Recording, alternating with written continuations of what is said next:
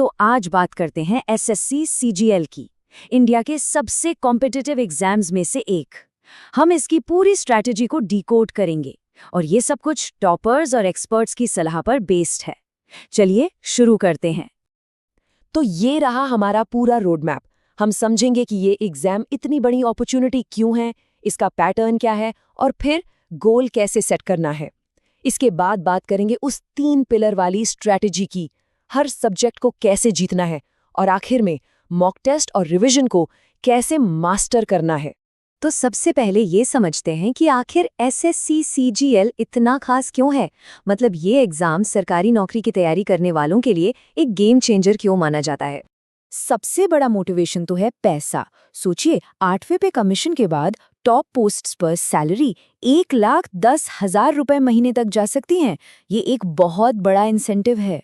और सैलरी तो बस एक बात है, इस एग्जाम से income tax inspector, CBI inspector और विदेश मंत्रालय में एएसओ जैसी शानदार पोस्ट्स मिलती हैं। और तो और 2026 में 15,000 से ज्यादा वैकेंसीज की उम्मीद है। मतलब एक स्टेबल और सम्मानित सेंट्रल गवर्नमेंट करियर। ठीक है, मोटिवेशन तो मिल गया। अब बात करते हैं कि इस एग्जाम को क्रैक करने का पहला कदम क्या है, और वो है इसके पैटर्न को अच्छी तरह से समझना। देखिए, ये एग्जाम 2 स्टेज का है। टियर 1 यानी प्रीलिम्स बस एक क्वालिफाइंग राउंड है। इसका काम है भीड़ को कम करना। आपके मार्क्स फाइनल रैंकिंग में नहीं जुड़ते। असली खेल तो टियर 2 यानी मेंस में होता है। यहीं से आपकी रैंक और पोस्ट तय होती है। यहाँ नंबर्स को देखें तो टियर 1 में मैथ्स, इंग्लिश, रीजनिंग और जीके चारों से 25-25 सवाल आते हैं, कुल 100 सवाल 200 मार्क्स के। लेकिन टियर 2 जो मेरिट बनाता है वो 390 मार्क्स का होता है, जिसमें मैथ्स, रीजनिंग, इंग्लिश और जीके के कुल 130 सवाल होते हैं। यहीं पर सारा फोकस होना चाहिए। तो अब जब एग्जाम का स्ट्रक्चर क्लियर है, तो क्या सीधे किताब खोलकर पढ़ना शुरू कर दें?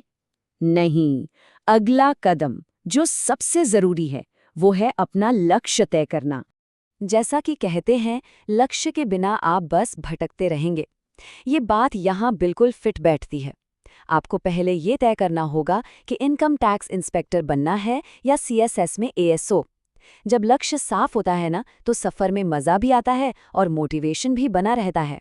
और सिर्फ सोचना नहीं है, इन टारगेट्स को एक्शन में बदलना है। प्रीलिम्स में 170 से ज़्यादा, मेंस में 340 से ज़्यादा। इन नंबर्स को एक कागज़ पर बड़े बड़े अक्षरों में लिखकर अपनी दीवार पर चिपका लीजिए। ये रोज़ आपको याद दिलाएगा कि आपको कहाँ पहुँचना है।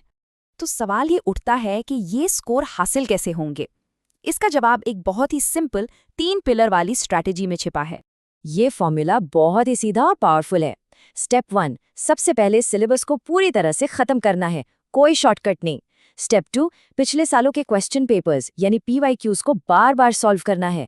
यकीन मानिए 70 से 80% पेपर इन्हीं पैटर्न पर होता है। और स्टेप 3, मॉक टेस्ट देना, और उससे भी ज्यादा जरूरी उन्हें एनालाइज करना, ताकि अपनी कमजोरियों का पता चले। अब ये जो 3 पिलर वाली स्ट्रैटेजी है, इसे हर सब्जेक्ट पर कैसे अप्लाई करना है, चलिए एक एक करके हर सब्जेक्ट की बात करते हैं। सबसे पहले इंग्लिश, जिसका टियर 2 में सबसे ज्यादा वेटेज है। यहाँ फोकस एकदम क्लियर होना चाहिए। अपना 70% टाइम और एफर्ट वोकैबुलरी और रीडिंग कॉम्प्रिहेंशन पर लगाइए और बचा हुआ 30% ग्रामर पर। अब आते हैं जनरल नॉलेज पर। ज्यादातर लोग इसे लक का खेल समझते हैं, लेकिन यही सबसे बड़ी गलती है। एक्सपर्ट्स कहते हैं कि इसे एक साइंस की तरह ट्रीट करें, एक कैलकुलेटेड अप्रोच के साथ। और मैथ्स और रीजनिंग की बात करें तो यहाँ मैसेज एकदम साफ है, परफेक्शन। ये दोनों सब्जेक्ट्स बहुत ज्यादा स्कोरिंग हैं। टियर 1 में तो टारगेट 50 में से 50 का ही होना चाहिए। और आखिर में वो चीज जो इस पूरी तैयारी को एक साथ बांधती है, वो है मॉक टेस्ट और रिवीजन में महारत हासिल करना। मॉक टेस्ट देने का भी एक तरीका है। जब आप तैयारी शुरू करें तो हफ्ते में एक मॉक दीजिए, बस पैटर्न समझने के लिए। जब 50% सिलेबस हो जाए तो हफ्ते में 2, 90% सिलेबस पर हफ्ते में 3, और एग्जाम से ठीक पहले आखिरी महीने में रोज एक मॉक देना है, बिल्कुल एग्जाम वाले माहौल में। तो ये रहा पूरा ब्लूप्रिंट। रणनीति साफ है, रास्ता आपके सामने है। अब सवाल सिर्फ एक है कि आप इस ब्लूप्रिंट से क्या बनाते हैं।